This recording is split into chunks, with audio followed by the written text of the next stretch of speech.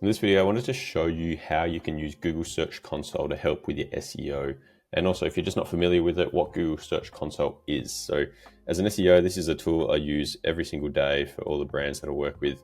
It gives us valuable information directly from Google. As you can see here, this is a bit of a chart as to how many clicks and impressions and everything else that we can do.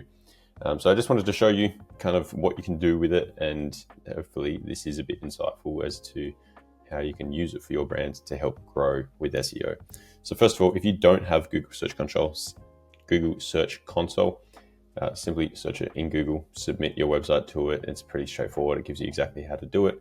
And once you do that, you're going to start to get all this data. Now, this is data directly from Google. And so the reason we love it so much is because it's pretty accurate. You know, if it's coming straight from Google, you can trust that it's pretty true compared to data that you see in Ahrefs or SEMrush or something like that.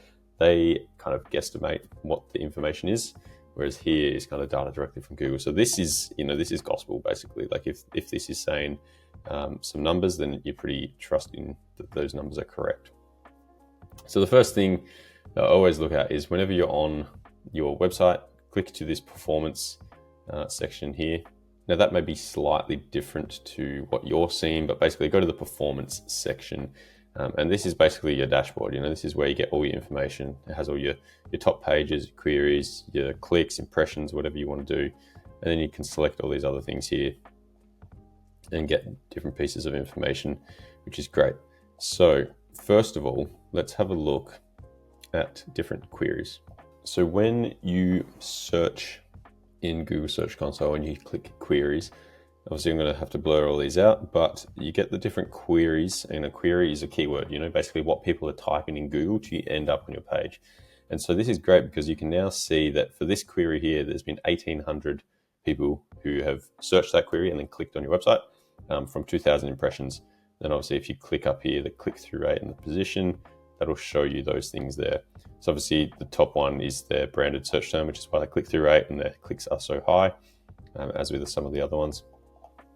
But this is great because what you can do from here is you can filter by different things. So if I filter by impressions, then this is going to show me which keyword has the most impressions and then also how many clicks. You can see this one here, there's been heaps of impressions over the last 6 months, but only 2 clicks. So let's have a look as well at that average position. We can see that for this keyword, they're in the 61st position.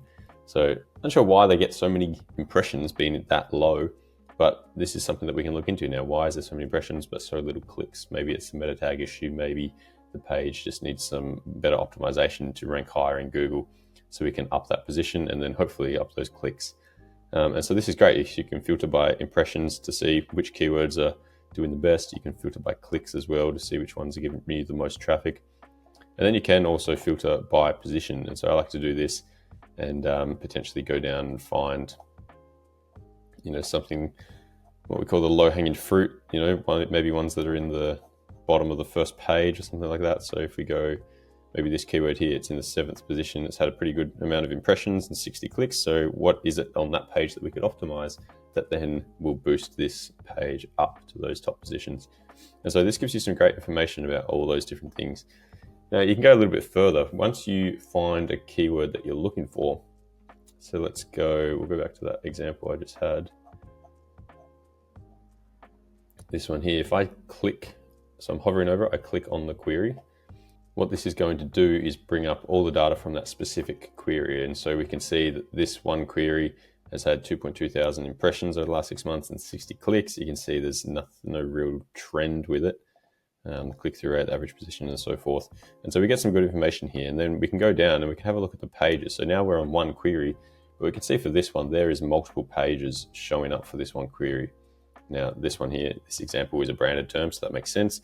But if this wasn't a branded term, if this was one of your main keywords and you've got 10 or so different pages ranking for it, then that shows you that you've got kind of duplicate content issues or multiple pages ranking for the same keyword, which is not ideal. We want one keyword per page basically. So there's heaps of information that you can find within here just by clicking around and playing around with all the data that you've got. Obviously there's a bit more down here that you can look at in terms of countries, device and stuff. I don't really look at that too much. Queries and pages are mainly the things that we're looking at when it comes to your Google Search Console data. And then as well, it's also great to see when you look at you can see for this one here, the impressions have started to increase, which is great. And so the clicks slowly starting to increase a little bit. This one's obviously a bit sporadic because it's on the smaller side, but this gives us some good information. So as I said, this is kind of real data from Google, which gives it so much more value. So that's great. So now we've gone to a new section. We've gone here under indexing into sitemaps. Now this is when you first take on a brand or a client, or you're working with your own brand, this is where you're going to want to put your sitemap. So a sitemap is basically a way that Google can read all the URLs in your website. And so it's basically a list of URLs on your website. You give it to this Google Search Console, you submit it here, and then once you submit it, it's going to index it and have a look at all the pages. And so you can see for this one, we did that recently. There was 338 discovered pages, and so now Google knows about all those 300 pages. And so to find your sitemap, simply just add on the end. So if you've got your website.com, add on the end of it sitemap.xml.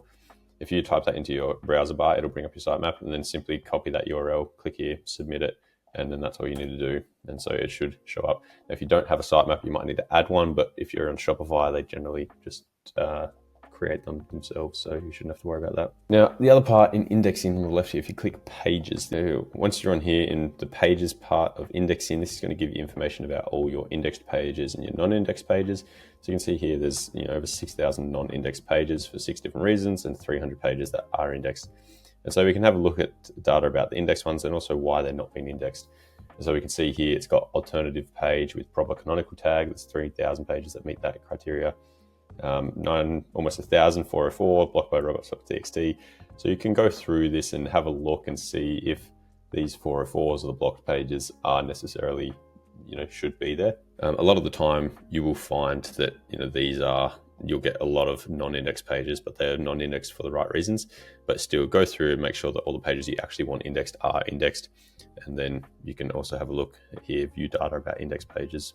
And this is going to give you some examples of the URLs that are indexed when they were last crawled. And so this is also a good way to see if the pages that maybe you've made updates to have been crawled recently, and then how you can get those changes indexed by Google so it can actually have effect. So now you've got all of that. Let's say that you've just created a new page, or you've updated an original page, and you want to index that with Google. So naturally Google will index that over time, but sometimes if we make a change to a page, we tell Google Search Console, hey, we've just updated this page, please read it so you understand the new content, and then that's going to help its ranking kind of happen quicker. So what you want to do is grab the URL. Obviously I've blurred this out, but at the top here, it says inspect any URL on this domain.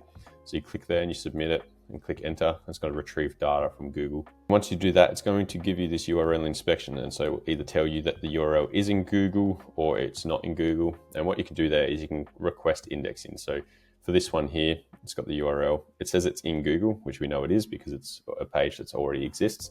But if we've just made changes, I might click request indexing. So then it has a look at this page again and it might read the new content.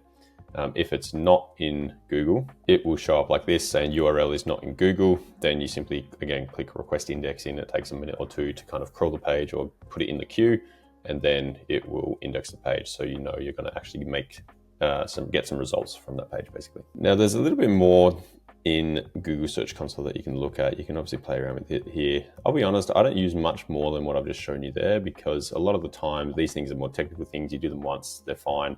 This is where we get the constant information about our SEO results and the performance of our website in Google.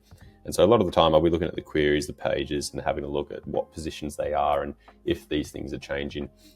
So we can see for this brand here, it doesn't look like much on a chart, but the impressions have gone from, like 2,000 up to the 3,000-4,000 marks. We've doubled the amount of impressions in Google for this brand in the last month or two, which is great.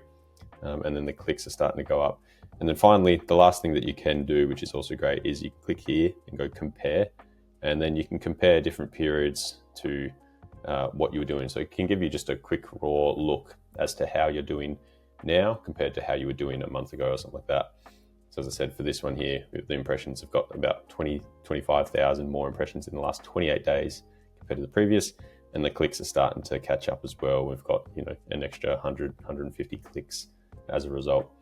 So there you go. That's how you can use Google Search Console for your SEO. Hopefully this was a quick and easy rundown for you.